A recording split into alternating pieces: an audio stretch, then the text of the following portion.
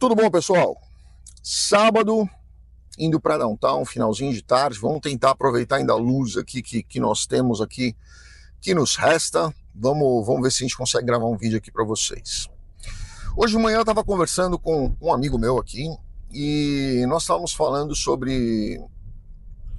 ele estava se questionando, ele está aqui nos Estados Unidos há 2 anos, e ele estava se questionando, criticando algumas coisas que estão acontecendo, e questionando, falando, poxa, Daniel, os Estados Unidos ficou muito mais difícil, tal, do que era há 20 anos atrás. E eu vou dar para vocês aqui a minha opinião. Eu não acho isso, tá? É lógico, se a gente for contar desde da primeira vez que eu morei nos Estados Unidos, lá atrás, como estudante, para fazer pós-graduação, eu tinha 21 para 22 anos, por aí.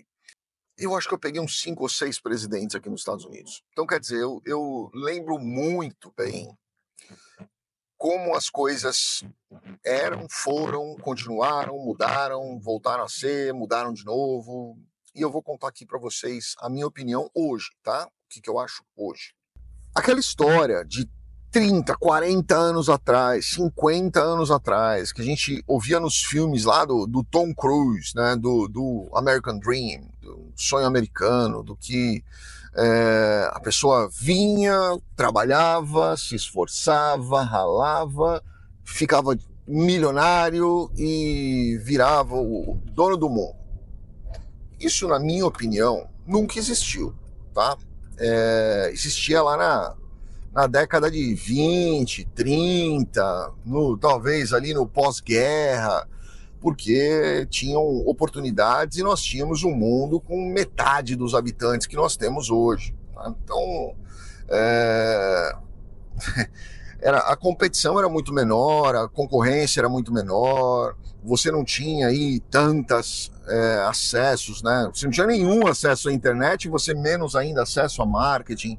Para você se destacar naquela época, se você tivesse muita sorte de bater na veia ali, de conseguir uma posição onde você fosse visto uma única vez, você já estava um bilionário, porque era o destaque que te tornava especial, diferente, algo nesse sentido, né? Hoje, muita gente tem acesso a isso, né? De muitos anos para trás até hoje, muita gente tem acesso a isso, né? Então, eu acho que hoje, para você se destacar, você precisa ser muito melhor do que eram as pessoas naquela época. Você precisa ser muito melhor do que aqueles que vendem aquela nuvem de fumaça tentando dizer que eles são melhores, né? E o que a gente vê muito hoje na internet, em todas as áreas, em todos os ramos, em todas as formas, é um monte de gente dizendo que é o melhor em tudo, quando na verdade acabou de se formar, né? E não tem experiência nem para fritar um ovo, cortar uma laranja no meio. Mas a mídia, a internet, esse glamour de poder hoje comprar, né? Antigamente, para você aparecer numa Forbes, era um negócio insano, né? Hoje você consegue comprar uma página, né? Quando, há 8, 10 anos atrás, quando eu dei uma entrevista para a Forbes, foi uma entrevista espontânea, não foi comprada. Eles me ligaram para me entrevistar. Aquilo ali foi, nossa senhora. Hoje, se eu ligar na Forbes e falar, olha, eu quero 5 mil reais para aparecer numa página inteira aí, possivelmente eu consiga. Então, isso é o que a gente vê, que a mídia e o dinheiro acabam levando pessoas que nem sempre são competentes para um nível, um patamar que faz parecer com que elas sejam, porque elas compram aquele status, elas não adquirem, elas não ganham, elas não constroem aquele status. É isso que eu quis dizer para vocês, né? Então hoje, nos Estados Unidos, como em qualquer outro lugar do mundo, quanto mais você tem essa afirmação, essa construção, mais você vai ter acesso a mercados, a negócios e tudo mais, né? Quanto menos você tem, menos você vai ter. E essa é a grande sacada do tal sonho americano, né? Não tem muito a ver com o presidente ou com hoje está o Trump, ontem estava o Biden, antes estava o Trump de novo, antes estava o Obama, antes estava o Bush e assim sucessivamente. Não quer dizer que a economia americana ela funciona diferente da economia brasileira e de muitos países da Europa também, não todos, mas muitos países funcionam diferente. Se o presidente fala uma besteira ou faz uma besteira, a economia ela chacoalha e fica anos ali para se recuperar. Eu vi a economia de 2008, eu vi como o país entrou numa recessão absurda, numa crise absurda. Eu fiquei aqui nos Estados Unidos, estava terminando o meu mestrado. Eu peguei um pedacinho dela, bem pequenininho dela. Depois eu estava no Brasil já. Aqui ela recuperou muito rápido. Eu diria para vocês assim que as pessoas falavam em crise por uns 2 anos, até 2010. Mas que nós sentimos nos Estados Unidos de verdade foi 6 meses. Depois você não sentia mais, você ouvia, mas você não sentia. É que nem você cortar o dedo. Ó, cortei o dedo hoje aqui, ó, tá? Eu não tô sentindo mais dor, mas eu tô vendo o corte aqui, tá? Era isso o que a gente via. A gente não sentia mais os efeitos da crise, mas a gente olhava e via que algumas coisas ainda estavam com receio. A pessoa ainda estava com receio de investir, de colocar um dinheiro, de fazer um financiamento, os bancos extremamente limitados para soltar créditos, a economia com medo, com receio, era isso. E não que havia realmente uma crise. Havia um medo e não uma crise. No Brasil, eu vi essa crise até 2014. Quando começou a melhorar e depois quebrou de novo. Essa é a diferença dos Estados Unidos. Tá? Então, se você pensa em vir para os Estados Unidos, realizar o seu sonho americano, de sair do nada e ficar bilionário, esquece. Isso hoje é lenda. Aqui você vai acordar 5 horas da manhã, vai começar a trabalhar às 6h30, vai parar de trabalhar às 8 da noite. Essa é a realidade. Se você acha que qualquer coisa diferente disso é o que você vai viver aqui para você ganhar dinheiro de verdade, honestamente, e ter uma vida boa, não maravilhosa, mas boa, qualquer coisa diferente disso é uma mentira que estão contando para você e que você está contando para você mesmo. Porque não vai acontecer. Essa história que vocês veem, mas você compra um carro aqui com salário de um dia. Mentira, mentira. Você vai comprar carro no lixão, tá? Salário aqui de um dia que você vai ganhar, você tendo autorização de trabalho, você tendo algo realmente sério, correto. Senão você vai ganhar $20 por dia, $30 por dia, tá? Mas se você tiver um trabalho bacana, sério, uma autorização de trabalho, puder trabalhar, é isso que eu tô querendo dizer para vocês. Vocês vão ganhar aí, se trabalhar mesmo, ralar mesmo, $300, $400, ralando muito, ganhando muito bem.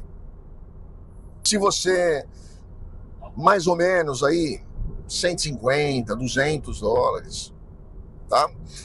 Isso é normal. Isso é o que você vê o americano ganhando. Você vai falar, não, mas aí, pô, se eu ganhar $200 por dia, são 6 mil por mês. Se você trabalhar o dia inteiro, todos os dias, e inclusive de segunda a segunda, faça chuva, faça sol, faça neve, não descansar em momento nenhum, é o que você vai ganhar. Meu Deus, mas $6 mil por mês, nós estamos falando em R$35 mil. Caramba, isso é salário de diretor no Brasil, de presidente no Brasil. Aqui não vai ser tanto não, tá? Não cria essa expectativa de que você vai andar de Rolls Royce ganhando 5, 6 mil por mês. Não vai. Você vai morar numa casa boa, você vai andar num carro bom, você vai conseguir ir 1, 2 vezes por mês aí num restaurante bacana com a sua família, você vai ter possibilidade de fazer um lazer com seus filhos, mas nada de ostentação. Mas a maioria das pessoas não vai trabalhar segunda a segunda direto, 30 dias direto, todos os meses, sem parar um minuto, um dia. Não vai acontecer. Isso aí já caiu para um pouquinho menos. E aí você vai olhando e falando assim, poxa, mas se eu e minha esposa trabalharmos, nós vamos conseguir ganhar aí uns 8, 9 mil por mês. Poxa, 9 mil por mês, 8 mil por mês, 7 mil por mês, já é muito dinheiro e é muito bom para você viver aqui. Sem dúvida, aí eu concordo com você. Esse é o sonho americano. É você conseguir viver bem, sem megalomania de ostentação, onde você consegue manter um nível bom para sua família, dar uma educação boa para os seus filhos, ter uma faculdade boa para os seus filhos e conseguir ter segurança, estabilidade e paz. Esse é o sonho americano. Não você vir e ficar bilionário saindo do zero. Não é o Lula que saía lá do interior, comia calango e de repente vira presidente da República. Não vai acontecer isso. E se você continuar acreditando nas pessoas que vendem isso para você, seja que a imigração ilegal ou a historinha na fronteira é algo fácil. Ah, vem, conta uma história que vai dar tudo certo, aí você vai mudando status, aí você pede estudante, aí você vai trabalhar com estudante. Isso não funciona mais. Eu estou falando isso aqui faz 8 anos. Não funciona mais essa história. Não dá, você não vai conseguir porque você vai ter que trabalhar. E hoje, principalmente hoje, você vê empresas morrendo de medo de contratar pessoas que não tenham documento. Você não vai conseguir um trabalho legal, bacana. Você não vai conseguir ter estabilidade, porque a empresa, você tá na mão do cara. Se o cara pegar o telefone e ligar para a imigração e falar, ó, tem um cara, descobri hoje aqui, ó, que esse cara tá ilegal, vem buscar ele aqui. Você acha que vai acontecer o quê? E aí as pessoas vão depois ficar chorando. Ah, meu Deus, me trataram mal, porque não fui tratado com pão de ló e champanhe, com morangos, e não me deram isso. Pô, pelo amor de Deus, toma vergonha na cara. O cara ouve a vida inteira a mentira de que isso funciona, quando chega aqui, toma paulada e sai reclamando. Ele se colocou nessa situação. E eu falo isso aqui há 10 anos. É o tempo do canal, 10 anos. Eu digo há 10 anos, isto não funciona. E eu vejo pessoas que vêm para cá, ah, mas eu chego nos Estados Unidos e eu mudo status para estudante. Eu sou completamente contra você gastar dinheiro desnecessário. Completamente contra. Você quer gastar? Gasta uma vez, com o processo correto, direito e resolve.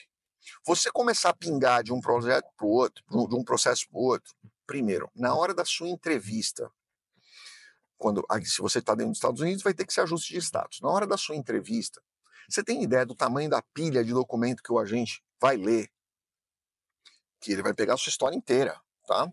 Vai pegar todos os processos que você aplicou para ver se, não é só o último, ele vai pegar todos, para ver se em algum deles houve alguma falha que ele possa barrar você ou que te impeça de pegar um green card, por exemplo. Você tem ideia do tamanho da pilha de documento que ele vai ter que analisar em 15, 20 minutos? Ele não vai analisar. Ele vai conversar com você, vai pegar essa pilha e vai mandar, vai falar, ó, eu vou abrir um administrativo aqui para estudar, depois eu te aviso.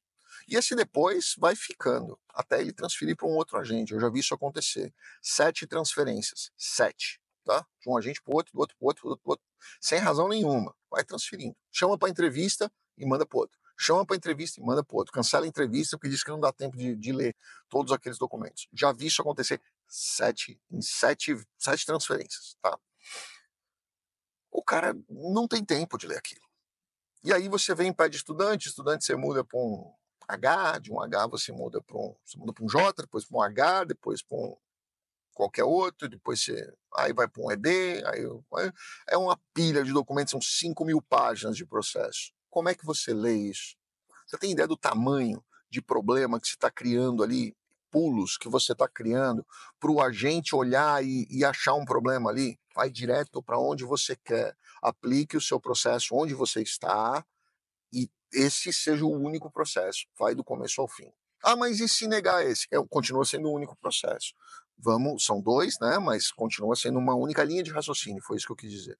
Continua sendo uma linha de raciocínio só. Segue esta linha, do começo ao fim. Porque senão você confunde o agente. E aí as pessoas vêm, pedem estudante. Aí ela vai gastar aí, sei lá, $600 por mês. Quanto custa uma escola, mais ou menos? Aí ela fica 2 anos estudando, $600 por mês, vezes 12, são 6 e... Não, são 7.200 por ano, certo? 7.200 por ano, vezes 2 anos, 14.400. Ou seja, você já pagou um processo. Em vez de ficar enrolando, você já tinha pago um processo, mas você vai gastar os 14 mais o valor de um processo. Aí você, não, mas eu quero dar um tempo, aí agora virou moda as pessoas, não, faz assim, já que você quer esperar nos Estados Unidos, aplica visto O1. Então tá bom, aplica o visto O1, você já gastou aí mais um dinheiro. Aí você vai aplicar o outro processo definitivo. Meu Deus do céu. Qualquer advogado vai achar maravilhoso isso, né? Porque ele vai falar, caramba, eu estou ganhando 2, 3, 4 processos com um único cliente, olha que maravilha isso. Mas para quê? Para quê? Vai direto para onde você quer, espera um pouquinho mais e vai direto para onde você quer. Não fica dando pulos, não fica contando histórias, não fica criando brechas para um agente chegar. Primeiro, você está dificultando o trabalho do agente, que já tem um monte de trabalho. Segundo, você fica criando brechas para ter alguma falhazinha para ele negar o seu green card depois. Vai direto, do começo ao fim, na mesma linha. Não é aquilo, é aquilo. Vai naquela linha. Não fica mudando, não fica criando histórias. E quando você chega, entenda sempre isso. Chegou nos Estados Unidos, chegue com uma autorização de trabalho, porque a sua vida vai ser acordar de manhã, trabalhar o dia inteiro, voltar para sua casa, tocar a sua vida com a sua família, acordar no dia seguinte, trabalhar de novo o dia inteiro, voltar para sua casa e tocar a sua vida com a sua família. Se você acha que você vai chegar nos Estados Unidos, vai curtir as praias de Miami todos os dias e tomar água de coco, esquece, não vai acontecer. Para a grande maioria das pessoas, imensa maioria das pessoas, isso não acontece. Eu morava a uma quadra da praia. Eu morava atrás do Bay Harbor, do Shopping Bay Harbor. Ali era atravessar a ponte, uma quadra, eu estava na praia. Tá? Sabe quantas vezes eu fui na praia? Umas 5 vezes. Máximo, 5 vezes. Incluindo o final de semana, tá? Umas 5 vezes. Porque não dava tempo. Era uma loucura inteira de acordar, fazer as minhas coisas, cuidar do meu filho, levar na escola, buscar na escola, trabalhar, ralar, correr atrás das coisas, dar palestra, dar aula. Era uma loucura, sempre foi uma loucura, sempre será isso para quem quiser ter uma qualidade de vida boa. Não imagina que é Mega Top Plus, Blaster, Ultra Galáctica. Não é. Esse é o preço que as pessoas pagam pela tranquilidade, pela segurança, pela paz e para você conseguir ter uma qualidade para sua família. Essa é a realidade dos Estados Unidos. Deixa seu comentário aqui, principalmente se você mora nos Estados Unidos ou mora em outro país que você sabe que as coisas são bem parecidas com isso. Comenta aqui para a gente tentar pelo menos abrir os olhos dessas pessoas para que elas enxerguem que não existe essa facilidade, não existe essa historinha de vamos enrolando e vamos ver o que dá, vamos contar uma história para o agente de imigração que ele vai acreditar, o consulado vai acreditar, o agente do border vai acreditar e eu sou muito esperto que eu vou chegar lá com mala, cuia, família, 2 papagaios e um frango manco dizendo que eu tô indo ver o Mickey. Não é assim que funciona, tá bom? Grande abraço, fiquem com Deus. Obrigado.